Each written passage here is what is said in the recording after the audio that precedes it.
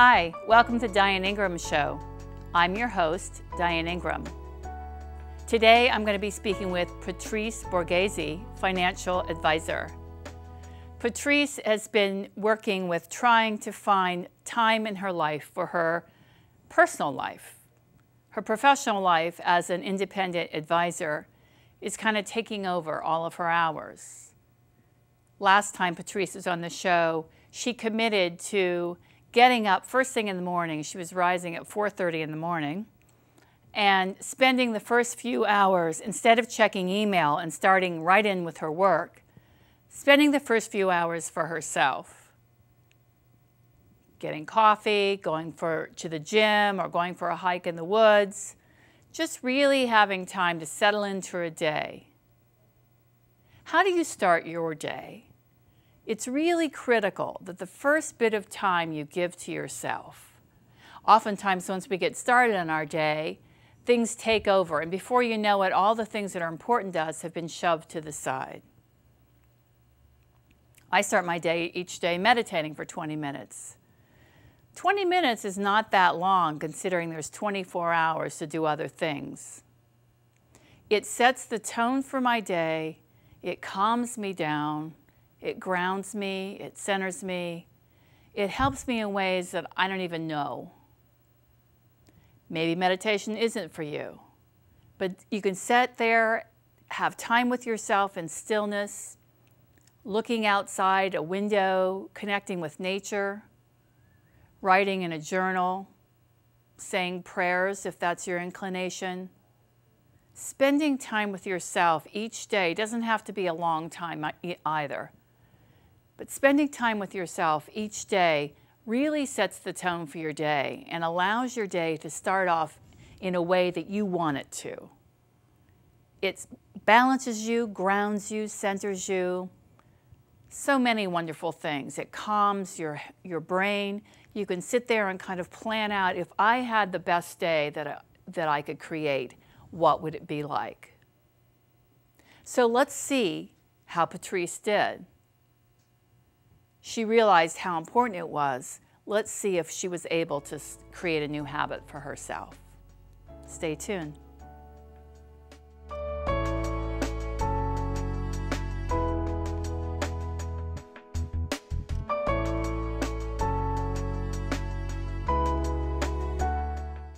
Welcome back. Today I'm with Patrice Borghese, financial advisor. Welcome, Patrice. Nice to be here again, Diane. Nice to be here with you. So last time we were together, we talked about you wanting to find more balance in your life. Yes. And one of the things you committed to doing, because you were saying that you often check your email a lot. Yes. As a financial advisor, independent financial advisor, you are trying to stay on top of everything that's going on in your business, and it's a lot. Yes. So what you committed to last time was you get up at 4:30 in the morning, which I find in and of itself pretty amazing, and to use that time to have your coffee and relax and go to the gym or go for a walk and just have that be Patrice time and not start your business day till 7 or 8 in the morning. Yes. So how did that go? Actually, Diane, it went well. I made an orchestrated effort to revisit my schedule daily. And I stopped getting up at 4:30 in the morning. I allowed myself to get up at 5:30, which is a great extra hour of sleep. And from there, I locked up my laptop in my bag, and I don't take my laptop out now until about 8:39 in the morning. So I'm finding that the extra time that I have in the morning, 5:30 to 6 o'clock, I actually have it written down on my ideal week schedule, is Patrice time, where I can have a cup of coffee and go out and sit out on my back deck and just gather my thoughts for the day. And then at about 6:30, 6:45, I'm off to the gym for about an hour exercise. And I come home from the gym and I go for about a 15-minute walk. So by the time I'm ready to start my day checking emails, let's say 8:30, 9 o'clock in the morning, most of the time it's before 9, I feel that I've already enjoyed some private time for myself. So I'm more prepared to deal with the work day. Wow, that's great. I'm very impressed. Well, I wasn't going to come back on television and admit to you that I hadn't done what I proposed to do. Okay, so that's one of the questions. What Yes. supported you in doing that? Well, you know, I knew that I had to be accountable for the decisions that I made coming here and really evaluating what the important things are in life. And I think I was placing, although very important, my business, I think I was starting to lack the time that I needed to devote to myself. Yeah. Yeah. And so not everybody's on TV, but there's all kinds of ways we can be accountable to friends, to ourselves, you know, to other support people in our lives. So great. So, and we start off being accountable to these people outside of ourselves. And as we develop the habit more and more, we can start to be accountable to ourselves. And we don't need as much, not that we don't need support, we do need support, but we don't need as much ongoing daily, like, what did you do? You know, kind of follow-up type thing. So wonderful. And I'm wondering what kind of qualities has come out of you taking that time in the morning with yourself? How do you think that's changed your well-being? Well, to be honest with you, I'm a much calmer person now than I was a couple of months ago. Because what would happen to me would be I would get up at 4:30, 4:45, and the first thing I would do is run to my laptop to see if there was anything that I needed to address first thing in the morning.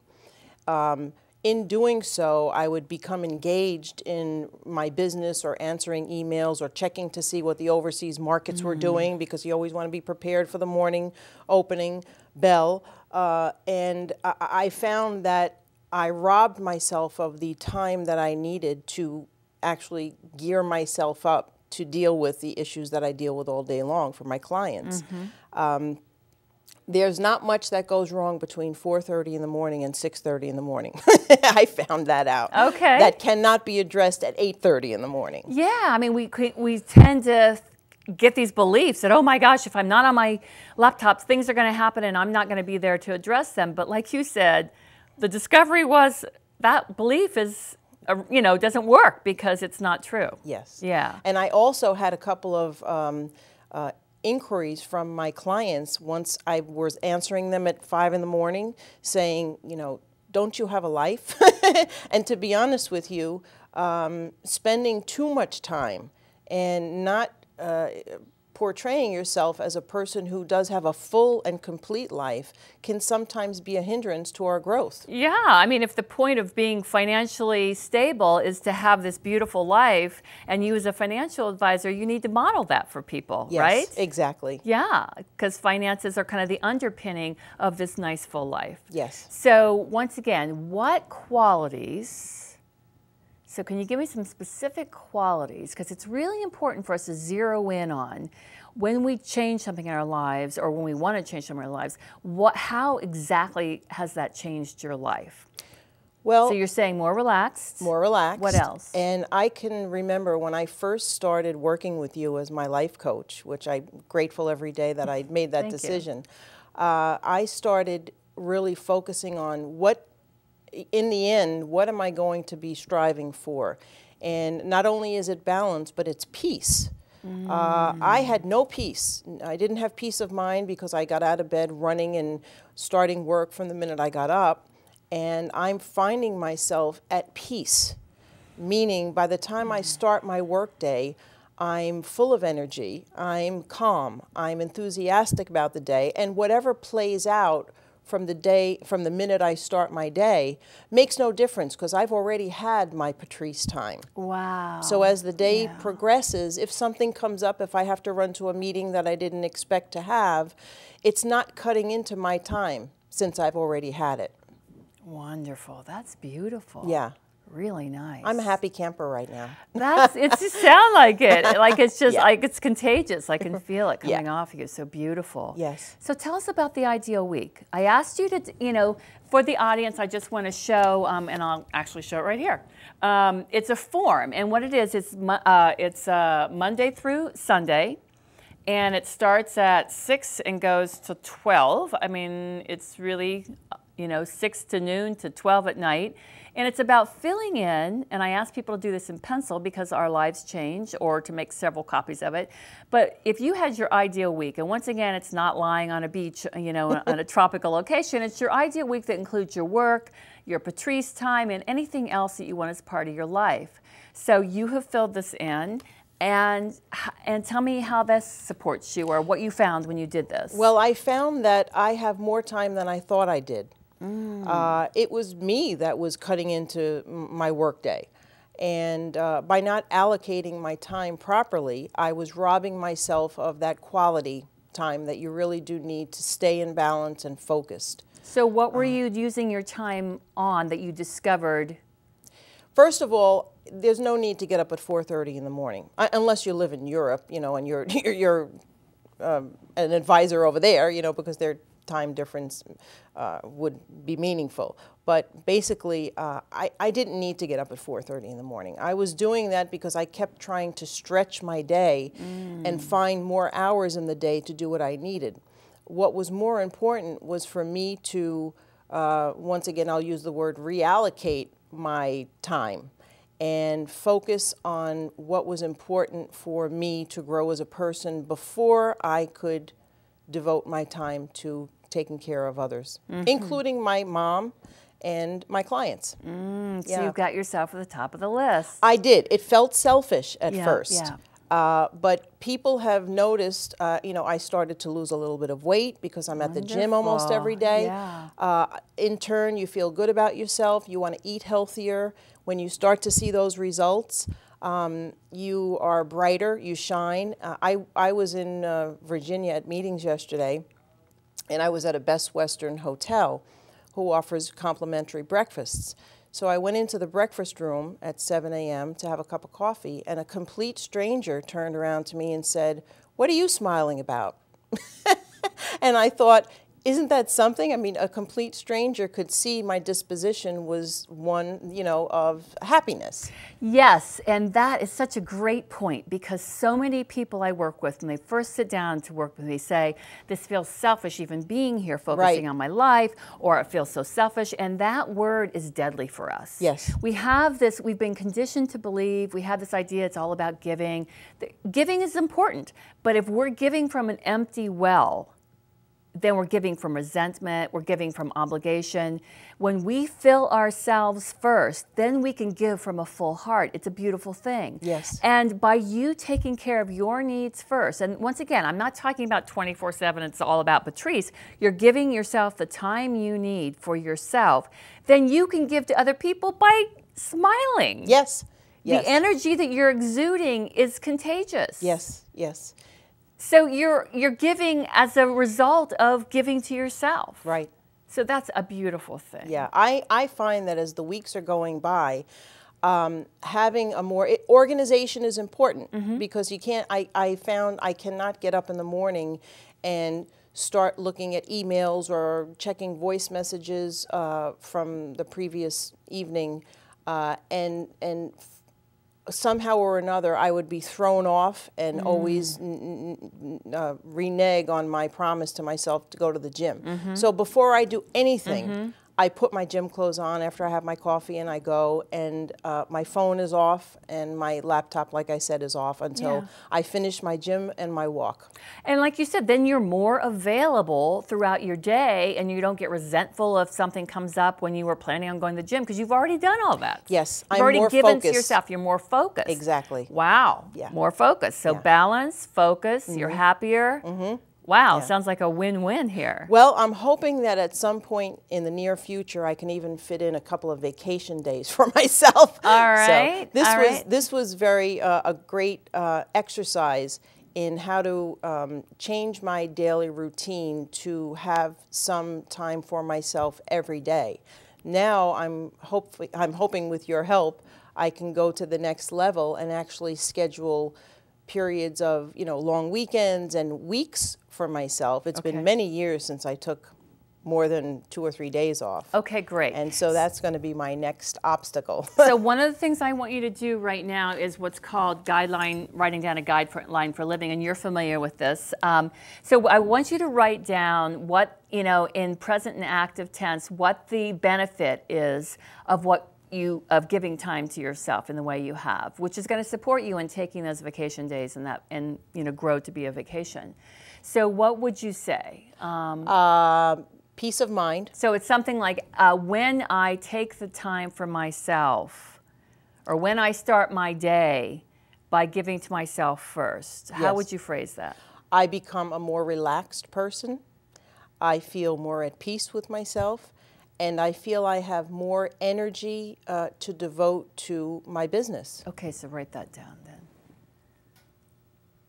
And as you're doing that, I just want to say the reason we write things down is because we get these ideas in our head, and they kind of, we get some really good ideas, or we learn about that and we understand that, but by writing it down, you're actually taking it out of thought form and putting it into first step of action form. Yes. So this helps to make it more solid. So given that by starting my day each day, giving to myself, I have more peace, more balance, more, what did you say? More energy to okay. devote to my business and to my family. So what do you need to do to take that to the next step in order to take vacation days or even a whole week? That's a good question. I don't know. I mean, knowing this. Yes. Can you imagine? Oh, I would be wonderful if I could find a week to take for myself every few months. Yeah, so just for a minute, I want you to just imagine what that would be like. I can imagine it. Yeah. Yeah. So what is it going to take in order for you to actually carve out that time and do it? I took one more step, and I didn't include that in my ideal week. I hired a temporary person in my office who's actually the daughter of a friend of ours in our networking group locally here. And she's a fantastic girl, very responsible and mature. And I started to train her to do some light office work. Now, if I could, over the next few months, groom this person to be a light admin person, it could be conceivable that I could be out of the office for an entire week. Wow. I'm afraid to even think that. So you don't have to even get that far yet? So what I'm going to ask you to do is between now and the next time we meet, what is it you are willing to commit to, which is the next step? Because sometimes when we jump too far ahead, we go, oh my gosh, a week out of the office, that really scares me. I'm not going to do that, But you've already taken the step to start to train this person. So you don't know what it's going to be like when she's fully trained. Maybe taking a week off is going to feel really easy to you. So what's the next step? The next step immediately for me is, it was a huge step to even give up, I'll say. To hand the reins over to someone, even for a few hours. In part of being a control freak, I guess, is not allowing someone else to touch anything in my office. Yeah, and but so you took a step in that I direction. Did, and yeah. she's done beautifully, and I'm Wonderful. so grateful that I found someone as willing and mature as she is. The next step for me, which I did start to work on already, is going to be in a week or so. I'm going to take half a day Thursday and the entire day on Friday. Okay, so it I sounds want you like to such write a that big down. deal to me, but that would be a long weekend.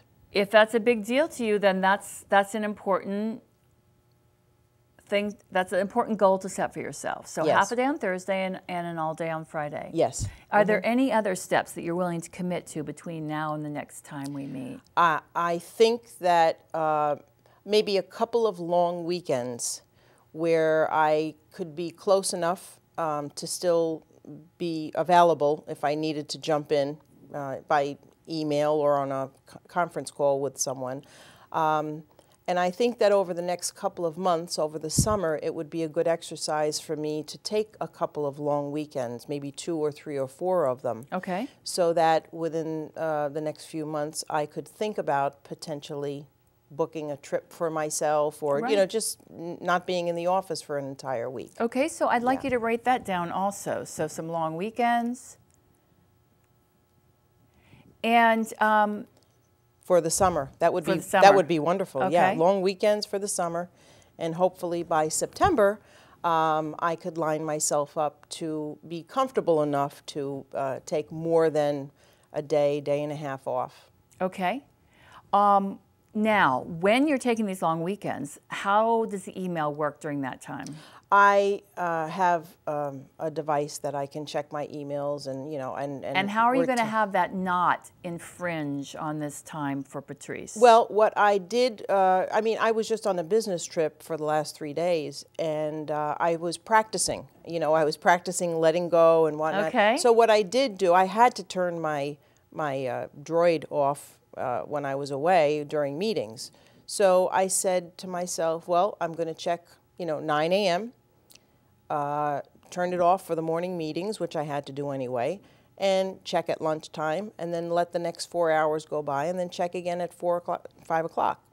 So I could use that practice, you know, when I'm away. I may just check them twice a day. Okay. You know, to see if there's anything urgent. Okay, so I want you to write down something about that. Like decide what would be you know, in a feeling like you were away and really rejuvenating and renewing and all those words, re-energizing, and still feel like you're not completely out of touch. So practicing with how much to include checking your email? I will have to practice over these long weekends. I am going to have to practice letting go, and obviously we all understand. I mean, I would understand if you needed to be away for a week if I were a client of yours. Exactly. And my clients also, you know, I mean, you know, they poo-poo the fact that Patrice doesn't ever go away, and, you know, in 2 hours I'll answer an email when they can wait until the next day. Okay. So I think it's just a practice that I have to get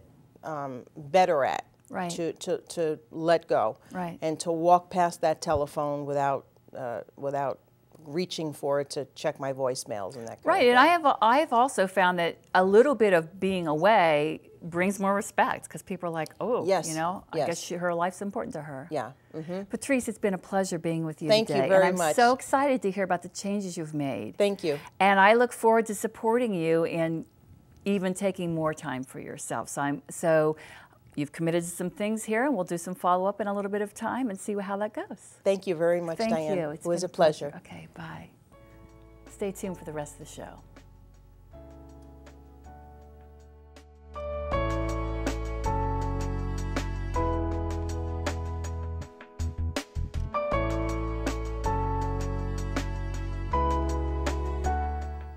Welcome back. Today I want to talk to you about one of my favorite authors, James Hollis. The book that I have here with me today is called What Matters Most: Living a More Considered Life. What I love about James is he writes about the middle passage, that time between youth and older age where we stop and look at our lives and say, what is it I really want for myself? It's that time when we see that we've been living most of our life according to somebody else's dreams often, using a lot of ambition to get where we think we need to be or where we ought to be, to get that bigger house, to get that nice car, to have everything you need for your family. And you come to midlife and you say, wow, I see the end of the road. I see that life isn't infinite, that there is a time where it's going to end. And so the ideal way to spend midlife is to really search inside of yourself and ask yourself, what is it that really holds meaning for me? What's really important? What is my heart wanting at this point in my life? A lot of times people go through that time in their life and they're feeling a desire to cling to youth. And so they may go out and have an affair with a younger person. They might buy a red sports car or, you know, do something kind of dramatic and radical. And if that's what you need to do, that's what you need to do. But it kind of wreaks havoc in your family and on those that you love. But if you recognize that this is actually a time when there's a crossing over from that ambitious place to that and the all on the outside to more of an internal place of looking inside and asking yourself, what matters most to me? What's important to me? Where do I find meaning? One of the things he talks about is how meaning is often found in making a difference in the lives of other people. Once again, our earlier life is often driven by a need to make money, to get ahead, to succeed, to climb that ladder. And then when we get to the midpoint, we realize that really the real value is in making the difference in other people's lives, which makes a difference in our lives. So check him out. He has lots of books out there on the market, and this is a really lovely one, and he has one called Finding Peace in the Second Half of Life. So James Hollis, a good read. Thank you.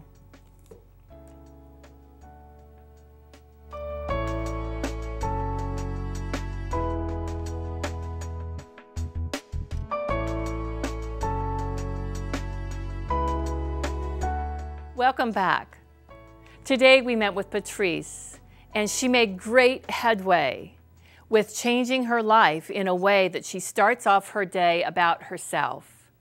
Not in a selfish way, in a way that's grounding, balancing, feeding herself so that when she goes out in the world, whatever she meets in her day, she feels like she's already given to herself, so she feels like she can give from a clear heart. She was able to get up a little bit later and still find the time to go and do what she needs to do. Go to the gym, walk, sit with her coffee, really be with herself. How do you spend the beginning of your day? Do you jump out of the bed and run out the door, squeezing out every last minute that you can of sleep, but then starting in a frazzled way? Or do you take the time to kind of ground yourself and spend some time with yourself, give yourself what you need? It might be writing in a journal or spending time praying or meditating, kind of quieting your mind, spending time in stillness. It makes such a huge difference to start your day that way, and it doesn't have to take a lot of time. We all have gifts to give to the world. I've talked about this a lot. Your gift is not going to get expressed if you can't first give to yourself. So find out, what is it you would like to have the first thing in the morning? It can be 20 minutes. You just set the alarm a little earlier, go off by yourself with your coffee or your tea, spend some quiet time doing whatever you need to do in order to feel like you've given yourself a gift first. Then you can give to the rest of the world all day long from a full heart. Email me. I'd like to hear how it's working for you, what kind of obstacles you run up against. What is it you need to do to make that a priority in your life? We've all been taught that it's selfish to put ourselves first. But if we don't put ourselves first, we often give from a resentful heart. We feel like a martyr. We feel like we're doing for everybody else, and where do I fit in? So really, it's important. It's self-love, self-care to give to ourselves first. And then we can give from a full heart, the gift of who we are. Thanks for tuning in today. You've been watching the Diane Ingram Show.